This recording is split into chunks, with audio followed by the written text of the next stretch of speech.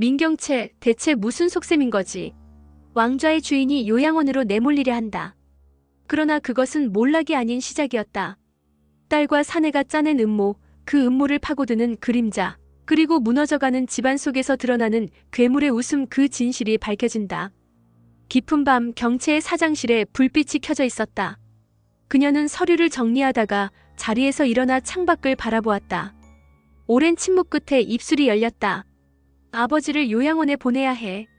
더 이상 집에 두면 위험해. 세리도 지섭도 감정적으로 휘둘릴 수 있어. 맞은편에 앉아있던 선재가 천천히 몸을 기울였다. 결국 그 선택을 하는군요. 왕자를 지킨 사람이 요양원으로 쫓겨나는 꼴이라니. 우습지 않습니까? 경채의 눈빛은 흔들림이 없었다. 이건 우리가 살아남기 위한 길이야. 누구도 눈치채선 안 돼. 모든 건 아무도 모르게 처리해야 해. 알겠습니다. 이제 시작이지요.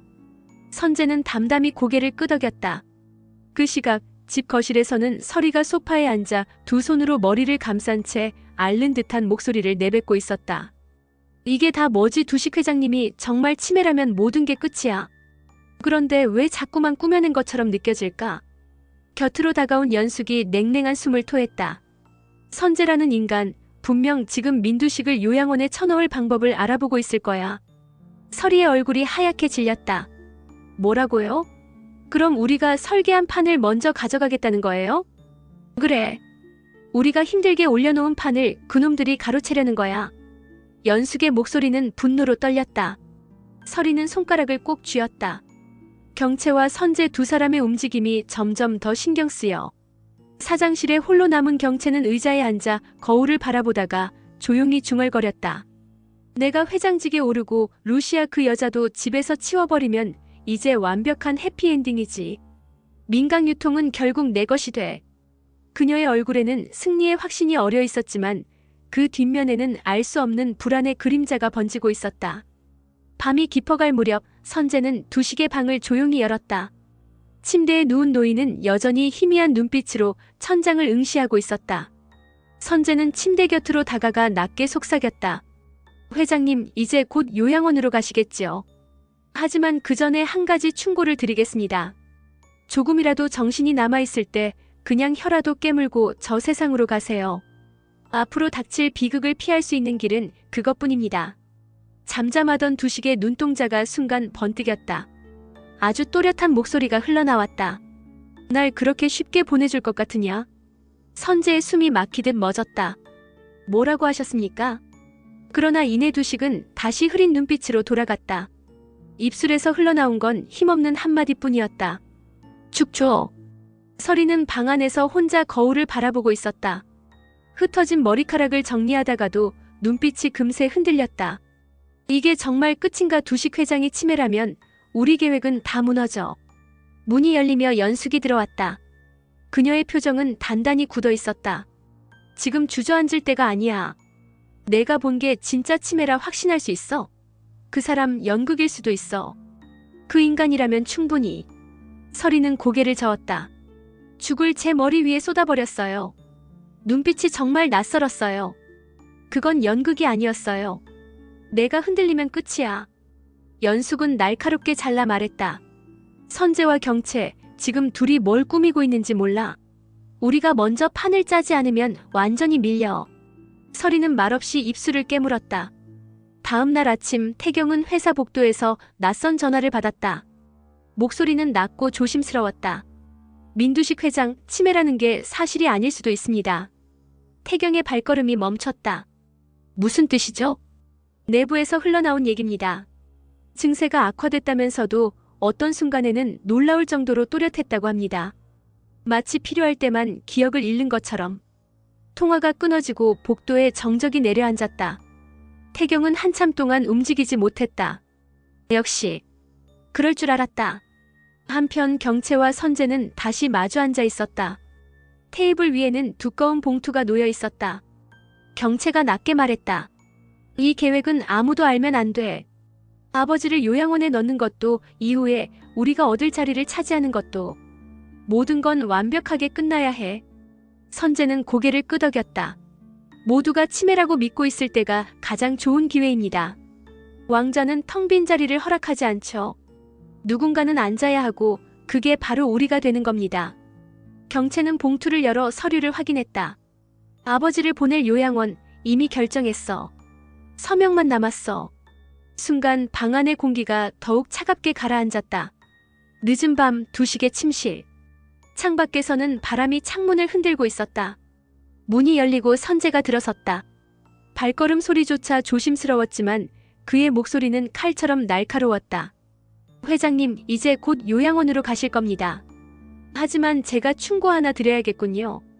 침대 위에서 눈을 감고 있던 두식은 대답하지 않았다. 그러나 선재는 두식의 귓가에 더 가까이 다가가 속삭였다. 조금이라도 정신이 있을 때 그냥 혀를 깨물고 이 세상과 작별하세요. 그게 앞으로 닥칠 비극적인 운명을 피할 수 있는 유일한 길입니다. 방 안은 한순간 얼음처럼 차가워졌다. 두식의 손끝이 미세하게 움찔하더니 천천히 눈이 떠졌다. 흐릿하던 눈빛이 잠시 또렷해졌다. 날 그렇게 쉽게 보내줄 것 같으냐? 그 짧은 한마디에 선재의 숨이 막히듯 가슴이 조여왔다. 그러나 두식은 곧 다시 흐린 눈빛으로 돌아가 중얼거렸다. 축조. 선재는 미소를 지었지만 그의 등줄기를 타고 서늘한 땀이 흘러내렸다. 한편 서리와 연숙은 거실에서 마주 앉아 있었다. 긴장감은 숨소리만으로도 터져나올 듯 했다. 서리가 말했다. 이제 모든 게 끝난 것 같아요. 두식 회장님이 치매라면 우리가 세운 모든 계획은 물거품이에요. 전 더는 못 버티겠어요. 연숙은 테이블을 힘껏 내리쳤다. 그만둬. 지금까지 뭘 위해 살아왔는데, 우리가 여기까지 오는데 얼마나 많은 걸 버렸는지 잊었어? 하지만 눈빛이 너무 달랐어요. 정말 아버지가 아니었어요. 연극이라 생각하기엔 서리의 목소리는 떨렸다. 내가 흔들리면 다 끝장이야. 경채와 선재가 호시탐탐 노리고 있는 거 안 보여? 우리가 멈추면 그 순간 그들에게 모든 걸 빼앗겨. 서리는 고개를 숙였지만 마음속에는 깊은 균열이 벌어지고 있었다. 사장실에 홀로 앉아있던 경채는 손가락으로 의자 팔걸이를 두드리며 혼잣말을 이어갔다. 내가 회장직에 오르고 루시아 그 여자도 집에서 치워버리면 이제 완벽한 그림이야.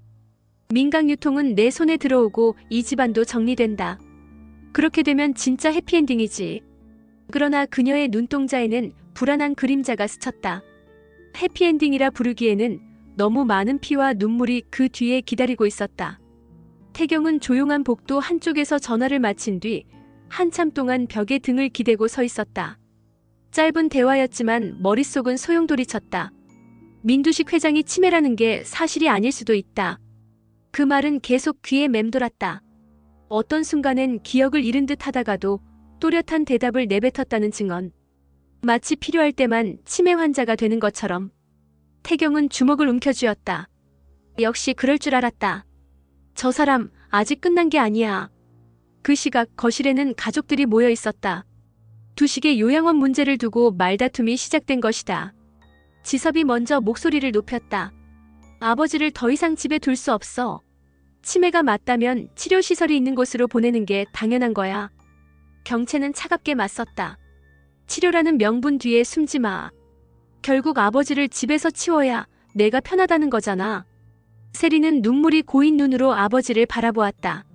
아빠를 왜 그렇게 쉽게 내치려고 해? 아직 집에 계셔야 해. 나 아빠랑 같이 있고 싶어. 지섭이 세리를 향해 소리쳤다. 내가 뭘 알아? 아버지 상태를 매일 본 내가 더 잘 알아. 더 두면 우리 모두 위험해진다고. 순간 공기가 팽팽히 얼어붙었다. 두식은 소파에 앉아 아무 말 없이 그들을 지켜보고 있었다. 표정은 흐릿했지만 순간적으로 번뜩이는 눈빛이 스쳐 지나갔다. 그날 밤 경채와 선재는 다시 은밀히 만났다. 테이블 위에는 새로운 계약서가 놓여 있었다. 경채가 낮게 말했다. 이제 요양원 서류는 완벽히 준비됐어. 사인만 하면 아버지는 집 밖으로 나가게 돼. 선재는 서류를 넘기며 미소를 지었다. 모두가 치매라고 믿는 지금이 가장 좋은 기회죠.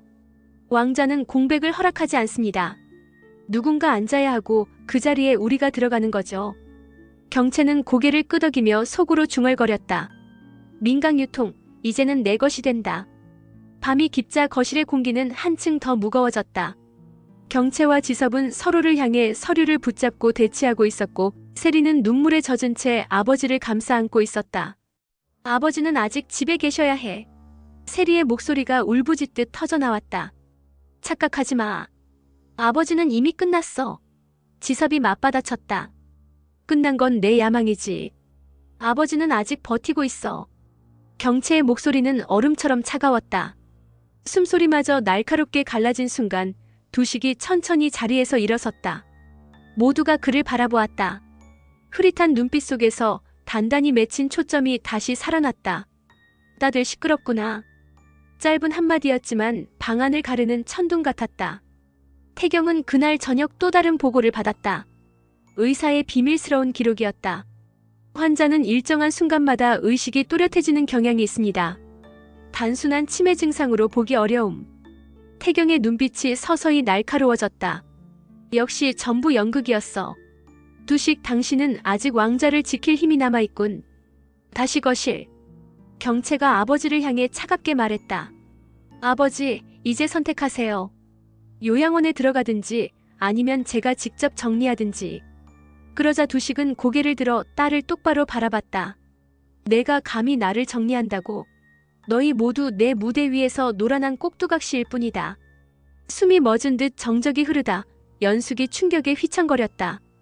연극 전부 연극이었어? 두식의 입가에 서늘한 미소가 번졌다. 두식의 미소가 번지는 순간 방 안 공기는 무겁게 가라앉았다. 경채는 차갑게 눈을 가늘게 뜨며 아버지를 바라봤다. 역시 연극이었군요. 다들 속았다고 생각하셨죠? 하지만 이번엔 저도 속지 않아요. 지섭은 충격에 눈을 크게 떴다. 뭐라고? 연극이라고? 그럼 지금까지 우리를 기만한 거였어? 세리는 울먹이며 아버지의 팔을 붙잡았다. 아빠 아니지. 그냥 우리를 지키려고 그러신 거지. 그렇다고 말해요. 그러나 두식은 대답 대신 무겁게 숨을 몰아쉬며 자리에 앉았다. 그의 얼굴에는 여전히 알 수 없는 웃음이 맴돌았다. 그때 선재가 조용히 앞으로 걸어 나왔다. 모두가 지켜보는 앞에서 그는 두식의 옆에 서서 말했다. 회장님 대단하십니다. 이렇게까지 가족을 시험하시다니. 그러나 이제는 저에게 기회를 주셔야 할 때 아닙니까? 경채가 날카롭게 쏘아붙였다. 선재, 당신 지금 무슨 소리를 하는 거예요? 기회라니 도대체 무슨... 후견인 자리 말입니다. 선재의 목소리는 흔들림이 없었다. 만약 회장님이 진짜 치매라면 법적으로 후견인을 세워야 합니다. 그 자리에 제가 추천하는 사람이 앉는다면 이 집안의 권력은 제 손에 들어오겠죠. 거실은 숨조차 막힐 듯 정적에 휩싸였다. 연숙은 충격을 삼키며 서리의 손을 움켜쥐었다. 봐라. 내가 뭘 했어. 선재 그 인간 결국 자기 길을 만들고 있잖아. 우리가 멈추면 다 빼앗긴다니까. 서리는 입술을 깨물었다. 하지만 이제는 정말 모르겠어요. 복순이 권력이니 이 모든 게 무슨 의미가 있는지. 모두가 괴물처럼 변해가고 있어요. 연숙은 차갑게 속삭였다. 괴물에게 맞서려면 괴물이 되는 수밖에 없어. 그 순간 태경이 문을 열고 들어왔다. 손에는 한 장의 문서를 들고 있었다. 여러분, 이걸 보셔야겠습니다. 모두의 시선이 태경에게 쏠렸다. 그는 테이블 위에 문서를 펼쳤다. 의사의 비밀 기록입니다. 환자는 일정한 순간마다 의식이 또렷해진다고 적혀 있습니다. 단순한 치매로는 설명되지 않는 증상. 필요할 때만 기억을 잃은 것처럼 행동한다는 기록입니다. 경채는 눈빛이 흔들렸고 지섭은 분노로 이를 악물었다. 세리는 아버지를 바라보며 눈물을 흘렸다. 아빠 정말이야? 전부 연극이었어? 두식은 대답하지 않았다. 다만 입술이 미세하게 움직이며 짧은 한마디가 흘러나왔다. 왕자는 내 것이다.